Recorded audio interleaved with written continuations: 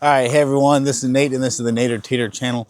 I am walking down my driveway to my house, which I never do because I have a long driveway, I normally drive, but I'm doing this to show you what it would be like if I was in the car and showing them to my house and I can have this new smart lock automatically unlock without me having to get my phone out. I don't have to press any keypads, no fingerprint, no palm reading. It's really a hands-free setup. Now, it has those other features as well, but I'm just gonna show you how this works with the auto lock feature. So I'm gonna walk up here to my deck, which is where I have this smart lock. I have several other smart locks on my house as well, but this one's really cool and I like it. I wanna show you this feature. So let me hop up here on my deck and flip this camera around here. And then we will show you, hopefully, this guy working as I walk up to it. Oh, there it goes. I just heard it. It just unlocked, and now that door is open. All right, so here's this Nuki smart lock. Now, obviously, the coolest thing about it is that you can't even tell that you have a smart lock on here because this is your existing deadbolt. So an American standard deadbolt that's in most American doors will work with this unit. You basically just took off the inside. I have a video on that whole installation, but this is kind of a 3-month update after I used it for a while, what I think about it. So what's cool is that your regular key still works, but now you've added all the smart capability to it. And as I just showed, you can walk out without ever using your hands at all now to get inside your house. Now, if I want to close it, I can, or lock it, I mean. I can press this button here, and this will lock the door for me. There we go, so now it just locked. And then I can also enter my keypad. I can also use my thumb as a fingerprint, and I can save lots of these in there, so different users and all kinds of stuff. So I can press this on here. See, it lights up, and there you go, just unlocked again. So, you know, lots of different ways to get this. Now, what's really cool about it is that I've actually integrated this with the rest of my smart home because I have hundreds of smart devices, smart lights. I have an alarm system, and this keypad automatically connects into that. So I'm going to show you some more of those features, but first I'm going to get inside because my hands are freezing, and I'm going to show you that stuff in the warmth of my own home. All right, so here's the inside of the unit. This is the doorknob there, and so you can see you can twist it manually to lock and unlock it very easily, kind of like a standard little thumb knob there. And this device snaps on there. That's where you take off the inside of your deadbolt and then you replace it with this unit here.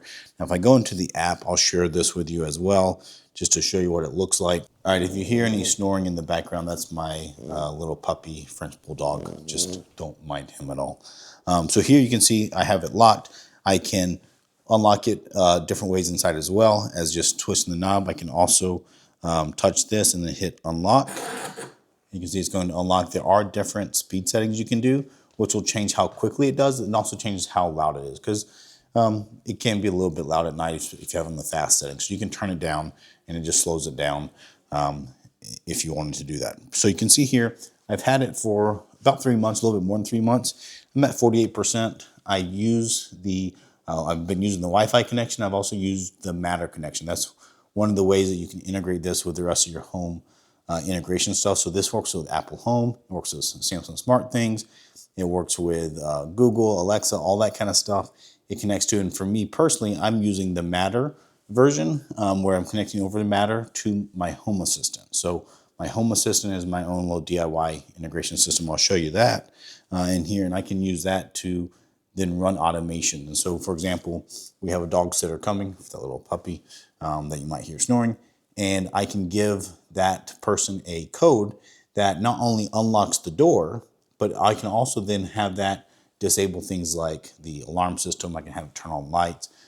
That's through the Home Assistant part. But Nuki has their own ways that you can also control it in here. So I go in here to the settings. If I want to add a user, I can easily do that. I can invite people with like a one-time code if I want to, but I can go in here and add a user. All right, so here I can invite a user. I can give them a username. So this would be like for a permanent one that you want to keep, not just a one-time code. And then you can tell them what the name of the lock is. You can decide if you want to give them remote access, which means they can use their Nuki app to actually unlock and lock it remotely versus being directly at the lock itself.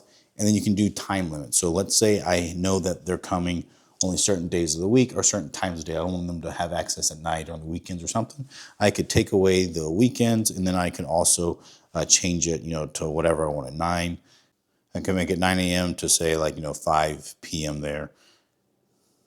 and then this will create that code, and it'll only work during those times in those days of the week. So that's how you can invite those users. One way to access it that I don't have is a fob, but so with a Nuki fob, you can actually use this to lock and unlock it without your smartphone at all.